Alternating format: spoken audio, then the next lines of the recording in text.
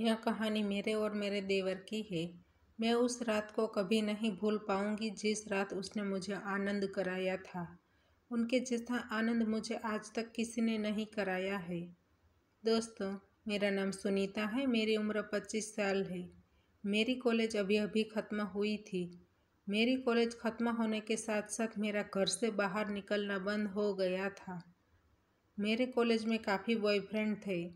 मैंने और उन लड़कों ने साथ में काफ़ी मजाक मस्ती और आनंद किया है, लेकिन अब तक मुझे कोई ऐसा नहीं मिला कि जो मुझे संपूर्ण आनंद करा सके। मेरा किसी भी लड़के के साथ लंबे टाइम रिश्ता चलता नहीं है, लेकिन कहते हैं ना, भगवान के घर देर है अंधेर नहीं।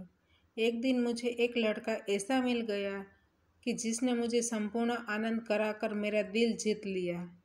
उसने मेरा चलने का ढंग बदल दिया और यह लड़का मेरा खुद का देवर था। कॉलेज ख़त्म होने के तुरंत ही मेरी शादी के लिए लड़का ढूंढना शुरू कर दिया। मेरी शादी अभी थोड़े दिन पहले ही हुई है और मैं अपनी शादीशुदा ज़िंदगी में काफ़ी खुश हूँ।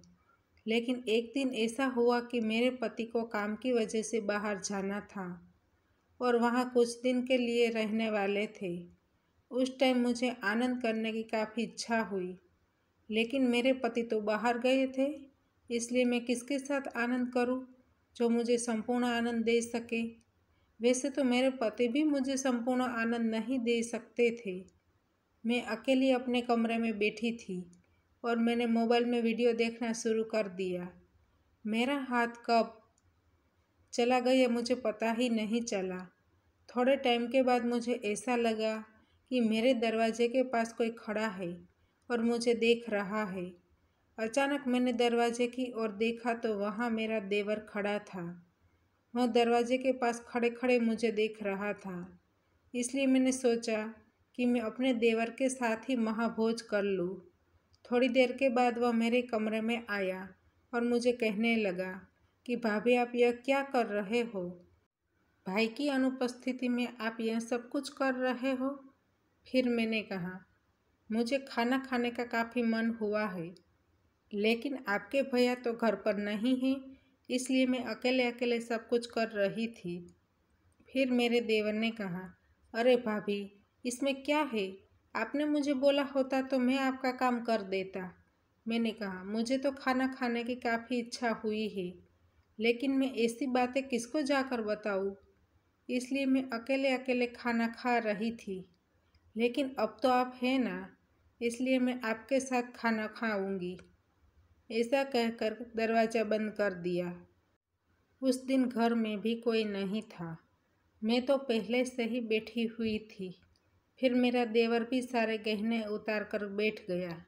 थोड़ी देर में वह ऊपर के डिब्बे में से लड्डू खाने लगा और हाथ चिमनी की ओर जाने लगा। चिमनी के दरवाजे खोलकर उसमें फिर चिमनी में ज़ोरदार आग लग गई। मुझे अपने देवर के साथ खाना खाने का काफ़ी आनंद आया और मेरे देवर भी मेरे साथ एकदम जल्दी से खाना बना रहा था। मैंने कहा, आज तक मुझे इतना आनंद आपके भैया ने भी नहीं दिया है। मुझे आपके साथ खाना खाने में काफ़ी मज़ा आया। वह खाना बना रहे थे और मुझे आनंद आ रहा था। 4 घंटे तक हमने खाना खाया। तो दोस्तों, हमारी कहानी यहीं पर समाप्त होती है। आपको कहानी पसंद आई है तो वीडियो को लाइक करें और शेयर करें, और चैनल पर नए हैं तो चैनल को सब्सक्राइब करें, और हाँ, नोटिफिकेशन बेल को ज़रूर दबाइए ताकि आने वाली अगली अपडेट आपको सबसे पहले मिल सके। धन्यवाद।